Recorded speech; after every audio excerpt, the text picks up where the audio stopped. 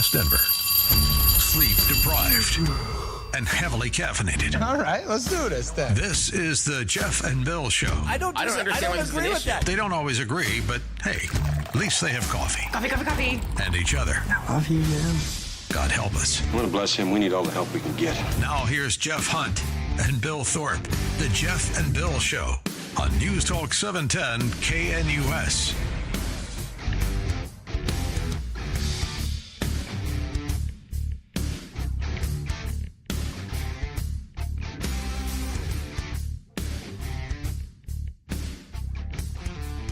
6 a.m. in the Mile High City on this Wednesday, June 25th, 2025. Good morning, Denver, Colorado. You've tuned into the Jeff and Bill Show, News Talk 710 KNUS. I'm your co-host, Jeff Hunt, along with Bill Thorpe, bringing you the freshest insights and hottest takes from the right, left, and center.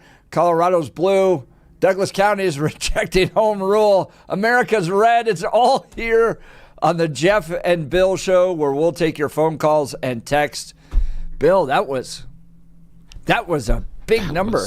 Yes. I was 75-25 against home rule. I was not expecting that in any way, shape, or form. I thought it was going to be closer. I thought I thought there was going to be a win about 12, 15 points one way or another. Not this. This was a landslide and in an interesting direction. And I saw a quote from friend of the show, George Teal, who said that maybe they were moving too fast on this one. And that was kind of some of the pushback we had from people who were open to the idea, but were unsure about this. Conservatives. Yeah. But they were like, maybe this is an idea, but it seems like we're moving a little too quickly on this one, and I don't know enough. Yeah. 71-28% as of the latest numbers against home rule. I see it a little differently. I think this was a Democrat turnout operation. Oh, okay. So I like that. Shad, okay. the chair of the Democrat Party here in Colorado, spiking the football last night, talking about how great his turnout operation was and sent those conservatives packing. And when you look at the numbers on who they wanted to put in as the drafters, it was Democrats like Angela Thomas, and I don't know if she's a registered Democrat, but looking at her social media, she ain't no fan of Lauren Boebert. Yeah. And a fan of Trish Calaverse, so I'm guessing she was supporting the Democrats out there.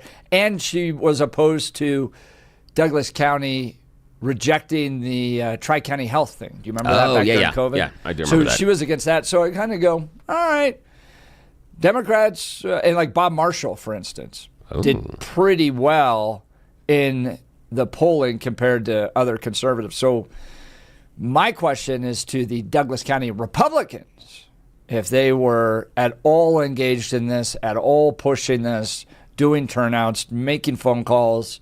Now I appreciate that because you ballots. went another layer deeper than what I did when I just looked at base numbers.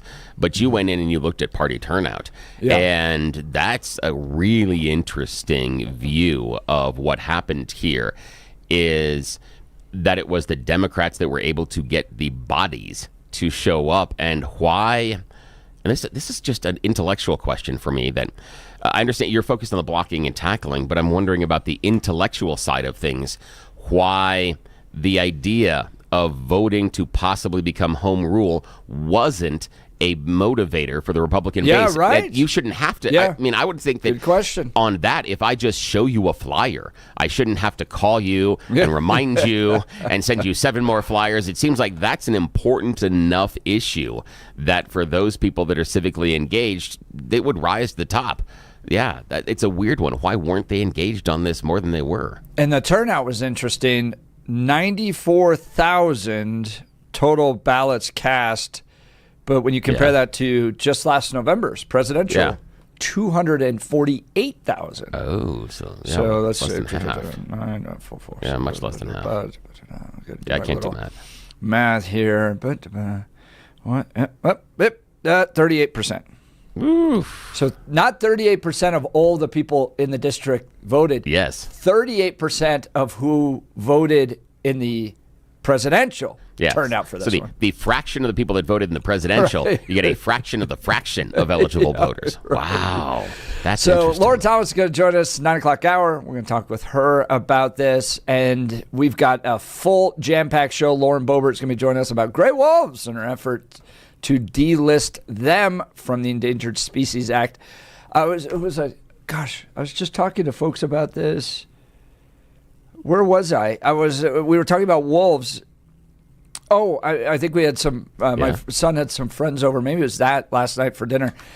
But we were talking about wolves and how in Wyoming there was the guy that struck a wolf, I think, with his car. Oh, yeah. And then put a leash around it and walked around at a bar before he killed it. Yeah. So you kind of have very juxtaposed positions on wolves. Here in Colorado, they're literally sacred animals. Yeah. That if they die, we bring the entire government to investigate why a wolf died out in the wilderness. And in Wyoming, they drag it around a bar. Yeah. See, the thing is, I'm of two minds. I like the idea of wolf reintroduction because I think they are beneficial to the ecosystem, but I understand that they are predatory animals, and some of them are going to die because it's nature, and they are going to go after livestock, and the ranchers have every right to defend their livestock. And the thing that I've been the most disappointed in is the reimbursement. That has been the biggest thing, because I challenge the people that are on my side that are very much in favor of having the wolves as part of the ecosystem. If you want to, then you damn well better make sure that when they take livestock animals, which is an asset, believe me, have a heart for the farmers. I get it. When it takes the asset, you have to reimburse them. If you are that much of a proponent of having the wolves in our ecosystem, you better be able to say you'll write the check for the cost. I am. I know that in some areas that's going to mean higher taxes and such. Yes. That's how committed I am. And if we decide we don't want to have that type of reimbursement program, okay, I'm okay with not having the wolves. Yes, that's sort of a requirement for me. And I think that anybody that supports the wolves, that should be the point of the spear. That should be the tip of the spear. You should be fighting and saying that these ranchers, these farmers that are incurring these costs because we have these predatory animals that have been reintroduced into the ecosystem, yes, compensate them for it. It seems only fair. If you want to fight for the wolves, fight for the farmers. I don't understand why it's hard for some people. Lauren Boebert will be joining us in the 7 o'clock hour to talk about her efforts to delist the gray wolves from the Endangered Species Act. And then we're going to talk Brittany Pedersen in the news. Yeah. Brought a little one to a committee hearing with the Fed chairman. Didn't know it was Bring Your Baby to Work Day, but we'll talk about that later. Yeah. He sat there, same Sam, sat there and acted like a baby. Yeah. Exactly. In the middle of a congressional hearing with the Fed chairman. I kept thinking, is he going to try to eat the microphone? I didn't think I'm looking at. Almost every baby I've seen around a microphone, they're like, that goes in my mouth. Yeah. So we'll get your feedback on that too, because look, I'm not against at all bringing your children. I bring my kids to work all the time. I think it's important, but my take on this at this point is Ian Silveri's starting to look a little absentee when your member of Congress wife is having to do her work with the child on her lap, and she's being distracted by it too. It's not he's not a statue. He's a little baby, and so she's being distracted trying to question the chairman of the Federal Reserve about interest rates and the future of our country. And he's a consultant? Yeah. The weird part that I got is some of the and some of the management with and staying focused. I understand the baby does disrupt and it is make it difficult, but that's some of what I think Representative Pedersen should have anticipated, that babies are going to disrupt this. And I would have cautioned and said that if you were going to be in that situation, understand that you're not going to be able to get through everything that you want. And on a small note card, have written down the 3 largest questions you want to ask and a sub-point about a possible follow-up depending on the answer. And that's it. And hope for the best. that's where you're going with this. You need to be able to manage this a little bit more as far as expectations, because Representative Pedersen knew what she was getting into when she was bringing the child into Congress and sitting down and trying to question the chairman. You knew this was going to have some hiccups and difficulties. So how do you manage that? There was somewhere I'm sitting there going, I almost looked at it like, you thought the baby was just going to sit there. That you thought you were going to be allowed to ask your same questions. It was going to be the same conversation. I'm like, no, this isn't going to be it at all. It says, you've got a complaining baby and you've got to talk to somebody behind the counter at the fast food place or to get the medication right away. You got to hit the bullet points. Stop dancing around the thing. Hit, boom. Okay, good. Move on to the next one. Boom. That's it. Yeah, it just seemed rather unfocused at times. But I understand. She had the baby, but still. Note card, big giant letters. Bullet points, helps out. Might have been there myself. Been there, done that. Had the baby in my lap years ago in Bill, meetings. as you were telling me before we kicked this off, you would have just taken the baby. Oh, I would have, yeah. Like, where are her Democrat colleagues that would have just been like, hey, Britt, I got this one. That's an interesting idea. I'll stand in the back and hold it while you answer questions. That actually, I really enjoyed that as far as a critique, because, the story I was sharing with Jeff off air was years ago. We were at a wedding. I won't go long into it, but maid of honor had a new baby. Baby's not walking, so under 24 months at the point, and she's kind of taking care of the baby during the evening, and I see that she's not participating in some of the dances. She's not out there with the bride. This is one of her best friends since high school. And so I came over about a third of the way through the reception, like, give me the baby. She's like, no, like, just give me the baby. Where's the diaper bag? Give me the baby.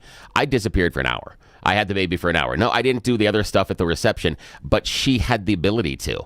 That was it. That was the priority. I'm like, fine, I take care of the baby for an hour. No big deal. Baby and I had a great time. We had wonderful. I changed diapers, fed the baby. No big deal. But yeah, that's an accurate critique, my friend, is where are her Democrat colleagues that just say, just give me the baby. Let me hold the baby for a minute. That's fine. Yeah. Perfect. That is the solution, my friend. Good job. There you go. Yep. Look at us solving things already at 6:10 in the morning. Look at us. We're already going to business. Kicking it off early, and Suzanne's already mad at me on the text messages. Oh, so it's a Wednesday on the Jeff and Bill it's Show. It's a day that ends in Y. People are mad at us. And now it's time for News and Comment with Blake Olson. Blake Olson. Blake Olson, News and Comment. Hey, good Wednesday morning, 61 and a little cloudy out there in Denver. Expecting a high of 80 today. The 7-10 5-day forecast is coming up. Our top story, DJT touting the airstrikes at today's NATO summit in the Netherlands. Also at the summit, a pledge by NATO countries to increase their defense spending by 5% of their GDP. And DJT meeting with Ukrainian President Zelensky set to take place today. A bipartisan vote in the House has destroyed the impeachment attempt against 47. The vote was 344 to 79. 128 Democrats voted with Republicans. The move to impeach was brought by none other than the man wielding the cane, Texas Congressman Al Green. I'm so tired of being alone. I'm so tired of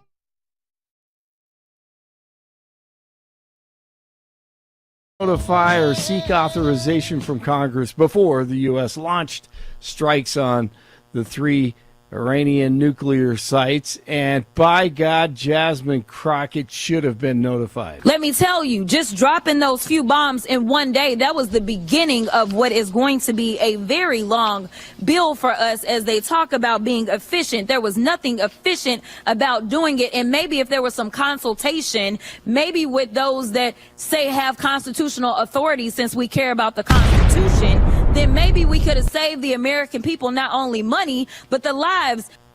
Now the lefties trying to minimize the strikes. DJT on True Social late last night.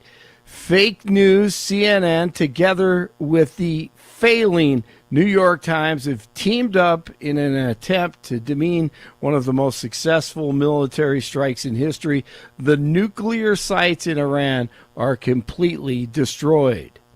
And, the fake news, like CNN in particular, they're trying to say, well, I agree that it was destroyed, but maybe not that destroyed.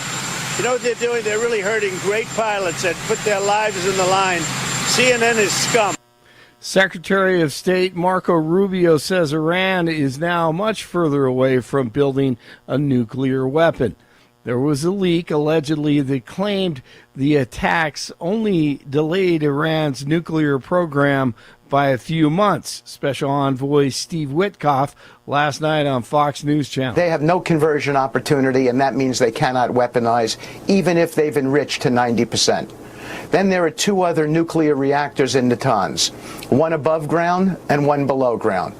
The below ground one we know we eviscerated, and the above ground one, which had been hit by the Israelis and had been substantially damaged, we put another bomb on top of it just to make sure that it was eviscerated, and we know for a fact it was. Fordo is the last enrichment reactor that was operating there, and we put 12 bunker buster bombs on Fordo. There's no doubt that it breached the canopy. There's no doubt that it was well within reach of the depth that these bunker buster bombs go to, and there's no doubt that it was obliterated. The big, beautiful bill is the next objective for the president. They're trying to vote on it Friday. Douglas County voters soundly rejected the push to become a home rule county in Tuesday's special election. Kelsey Alexander, former chairwoman of the Douglas County Republicans, says it was made clear they don't want this change. I think the public in Douglas County is very smart. I think they saw through it and they voted no. Preliminary results show more than 70% voted no on forming a home rule commission and establishing a charter. Opponents of the measure celebrated, saying people from all political backgrounds united to stop what they called a power grab. Douglas County Commissioner George Teal says he still plans to advocate for it. I didn't hear from them that they don't want to have the conversation. I heard they need more time. I heard they need more information. I'm not going anywhere. I will be here to provide that information as much as we can.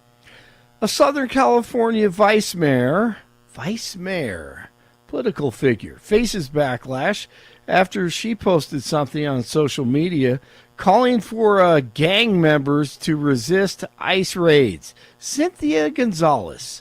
What a genius. I want to know where all the cholos are at in Los Angeles.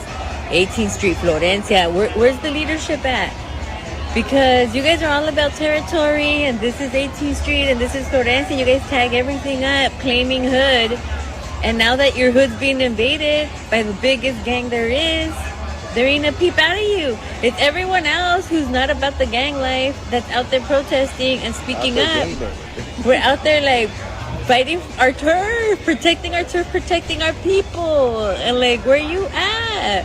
Bien calladitos, todos los chulitos. I'm like, dude, they're running amok all up on your streets. Yeah, so come out there. I mean, and it goes on and on. Blake, that is such good audio, man. That is... And it gets better, believe me. There's like a minute that I can't play, but she's just sloshed out of her mind. In part, she's right?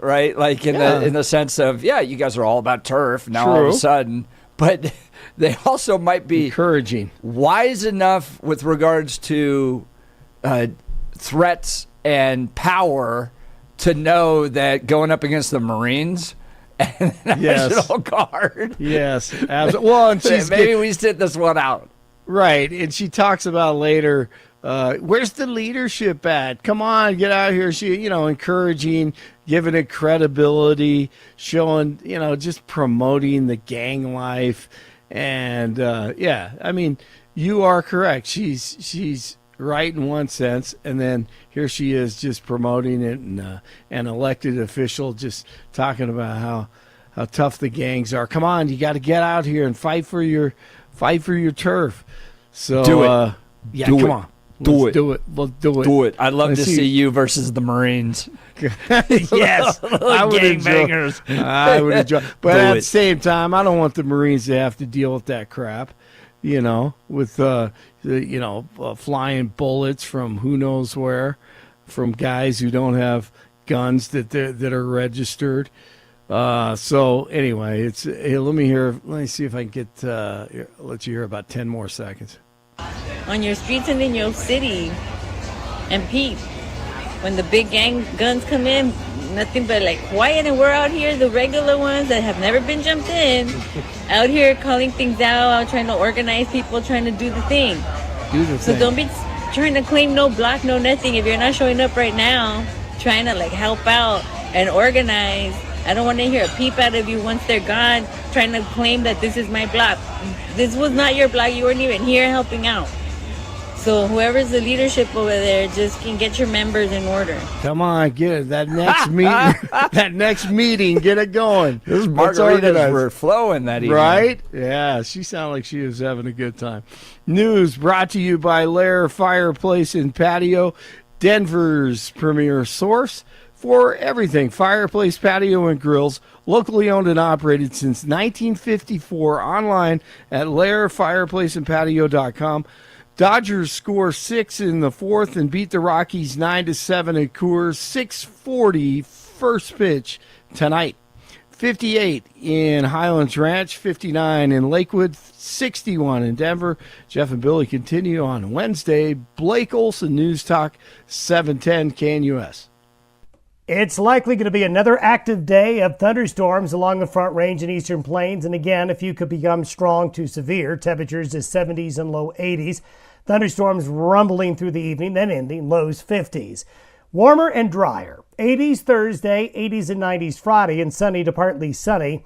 Thunderstorm chances do return by the weekend, especially by Sunday. Weather sponsored by Colorado's Best Roofing, reminding you to protect your home from the harsh Colorado weather and schedule your free no-obligation roof inspection today at roofingcolorado.com. That's roofingcolorado.com. Meteorologist Don Day in the 710 KNUS Weather Center.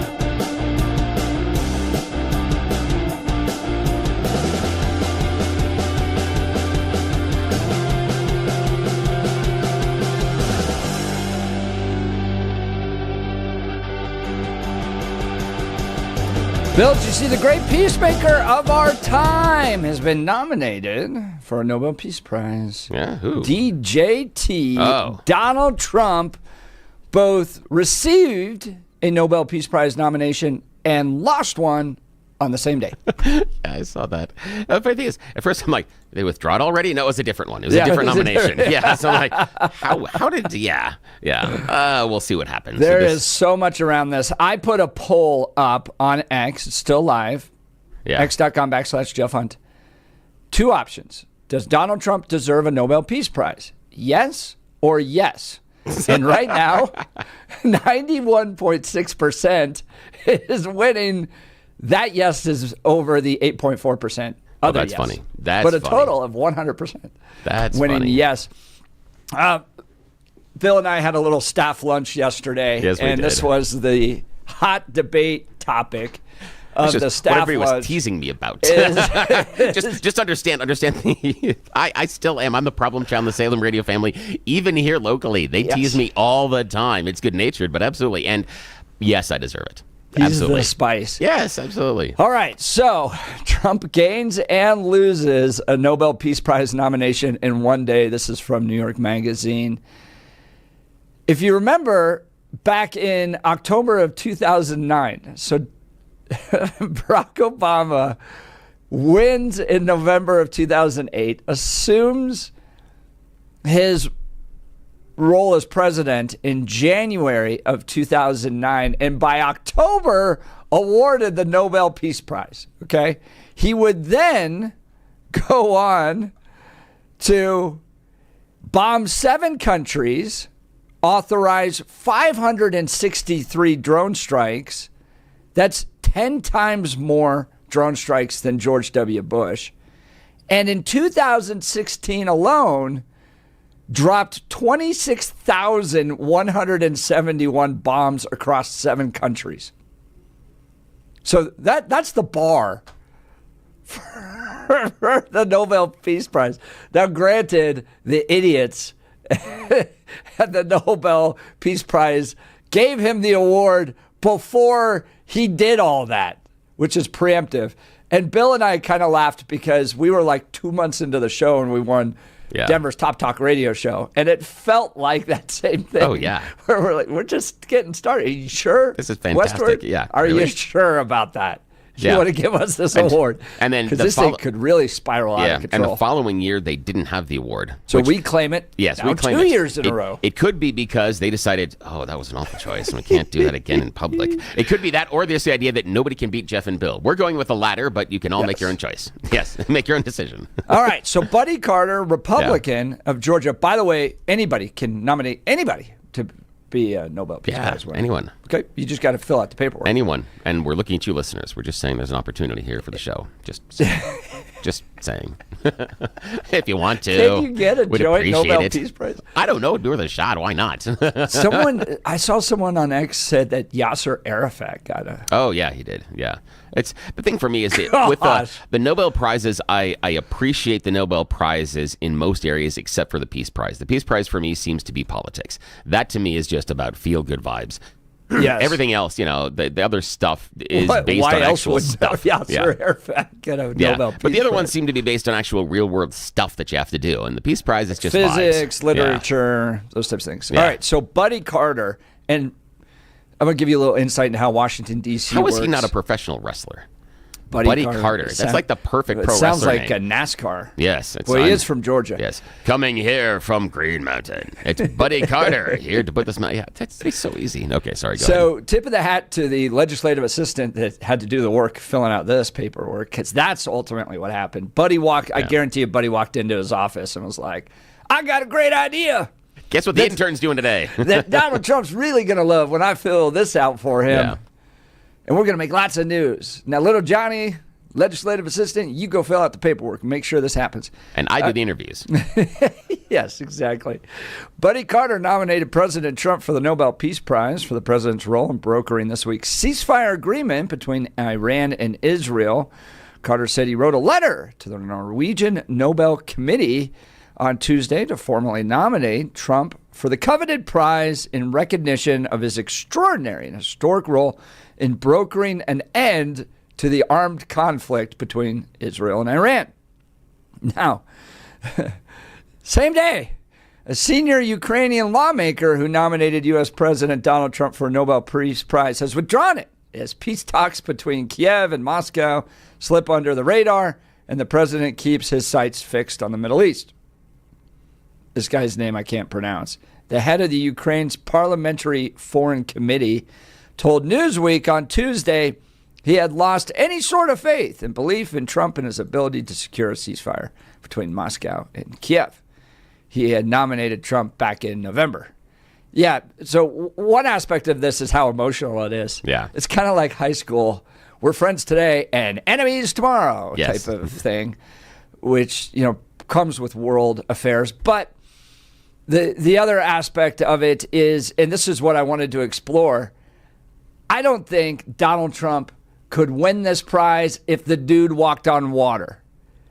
The left and the progressive establishment would never give Donald Trump the Nobel Peace Prize if he was the most peaceful man since Jesus Christ himself.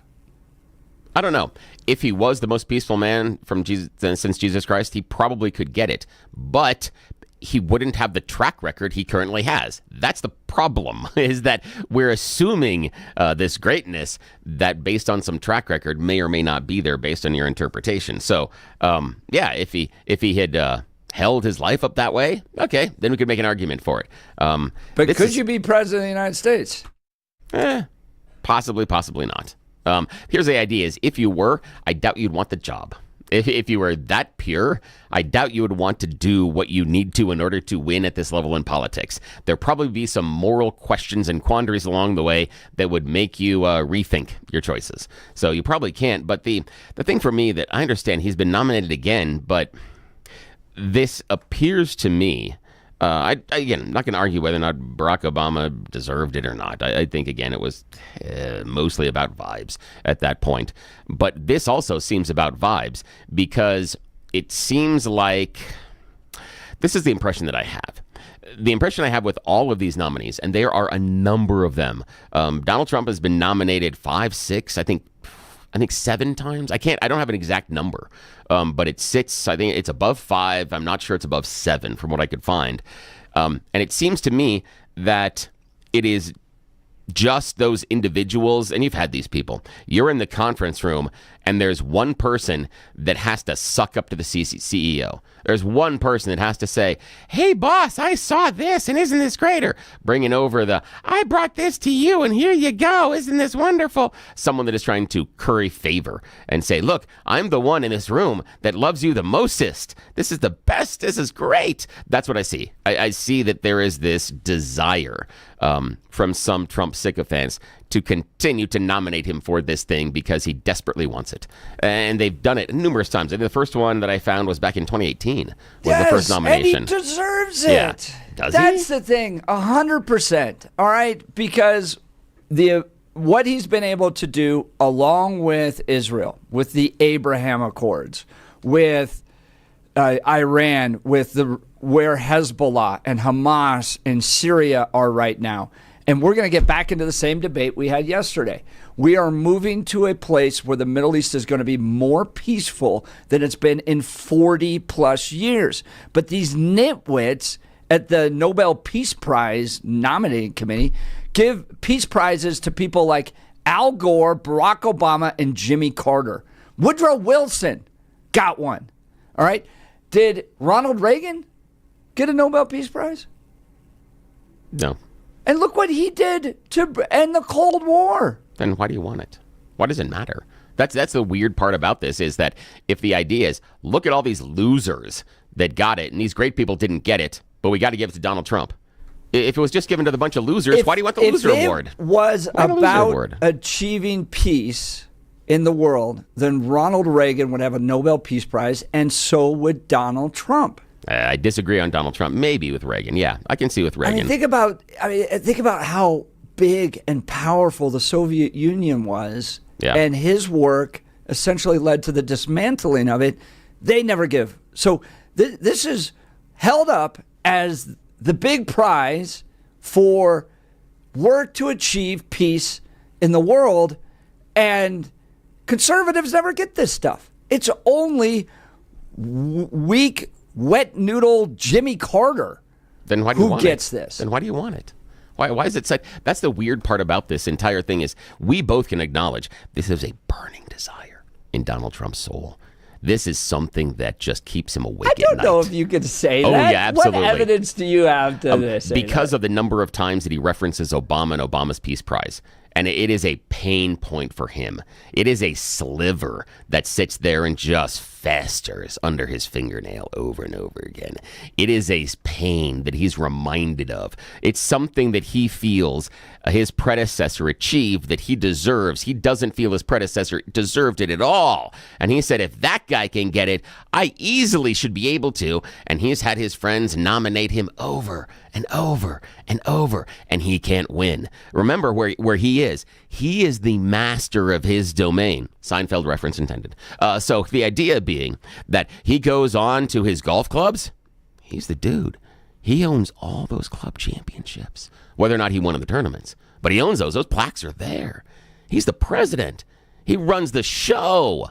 So the idea that there is something that is this tangible, that is out of his reach, that he hasn't found a way to control and bring home. He hasn't been able to grasp and achieve this, and it really, really grinds him Bill, that Obama has one that he doesn't. Changing the subject. No, I'm just saying. The subject. No, I'm just saying it's an issue for him. He really wants it. The Nobel Peace Prize Committee is a bunch of leftists They're a bunch of big global government libs who have never in their life given a peace prize to anybody that was conservative. Instead, it's Woodrow Wilson, Jimmy Carter, Barack Obama, and Al Gore. Give me a break. And if that's Donald Trump deserves this peace prize, give it to him 5 years in a row. But again, if it's a bunch of liberals that are just giving it and it doesn't, and it's just like bleh, then why do you want it? Maybe we should move on. I can't move figure on. out. Maybe I can't we figure out should why you start want it. the Why does he new want it so Jeff bad? and Bill Peace Prize. Yes. I just can't figure out why Trump wants it so badly. But the reason is because Barack has one and he doesn't. No, That's it. Right now it's generally considered in the community the preeminent Peace Prize.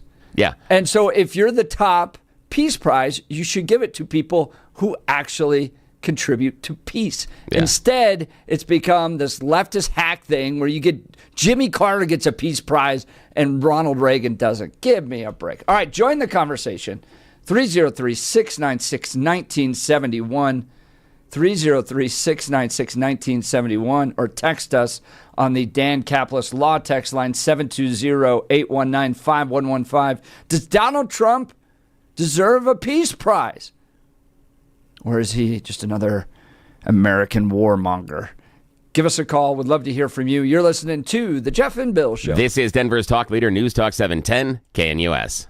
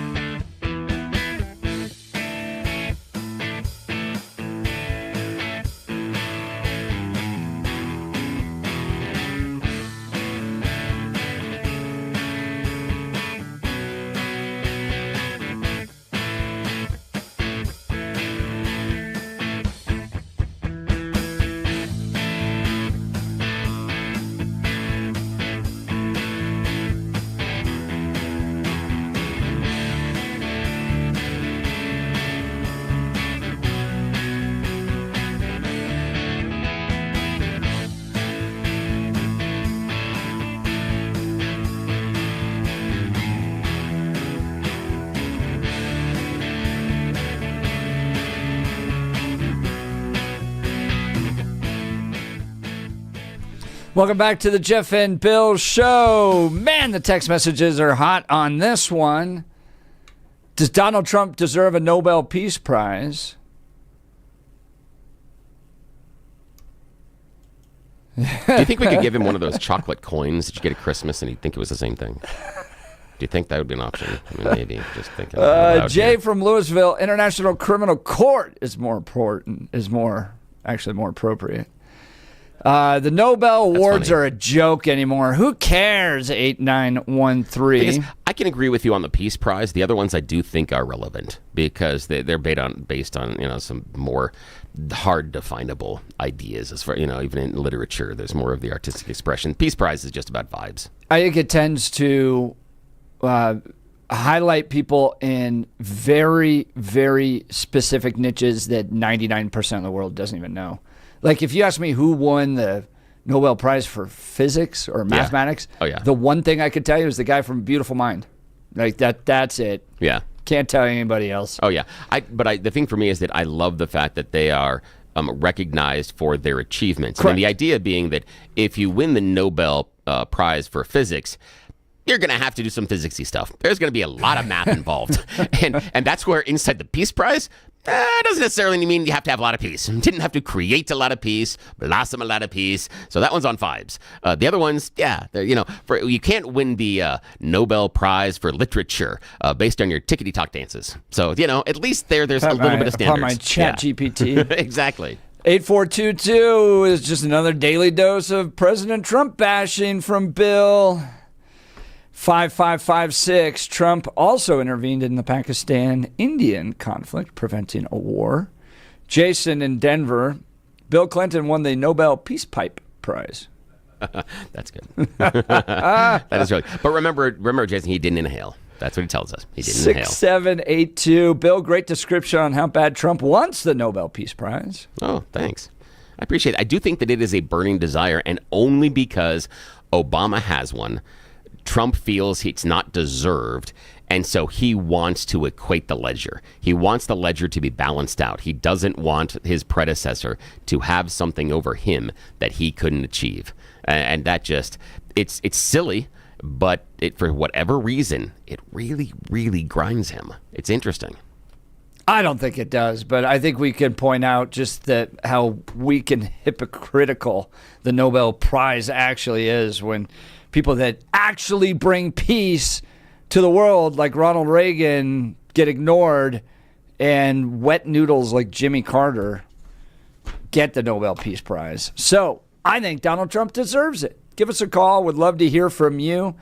303-696-1971 or text us on the Dan Caplis Law text line 720-819-5115.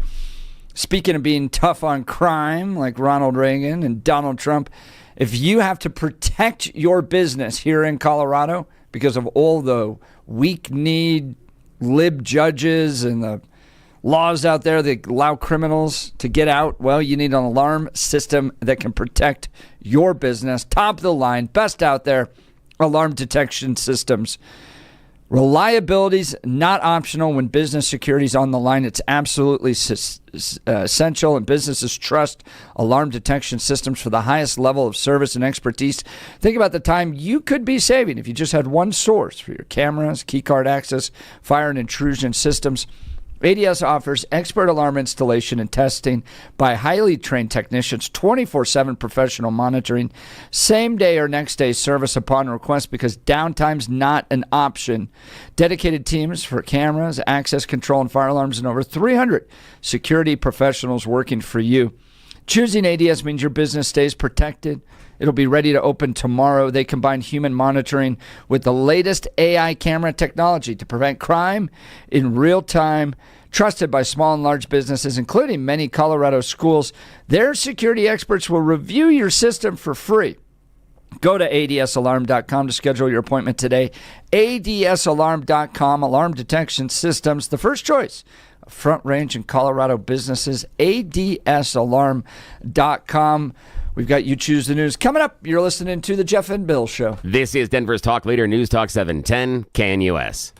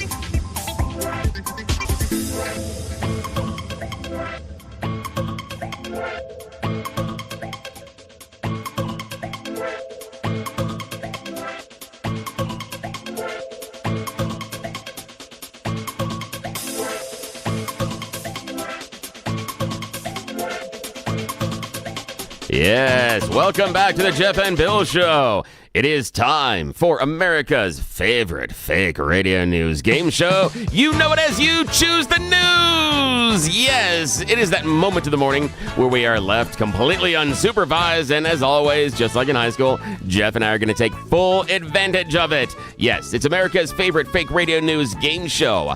Brought to you by, well, nobody in their right mind would sponsor this, so that's okay. Anyway, as you know, we scour the interwebs for mere moments this morning.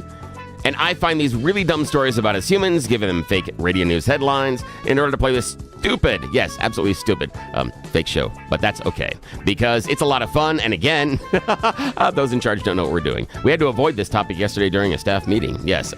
So here we go. Blake Olson is joining us from the news department. Jeff is always in the studio. Here we are, gentlemen. Your story choices. Choose carefully.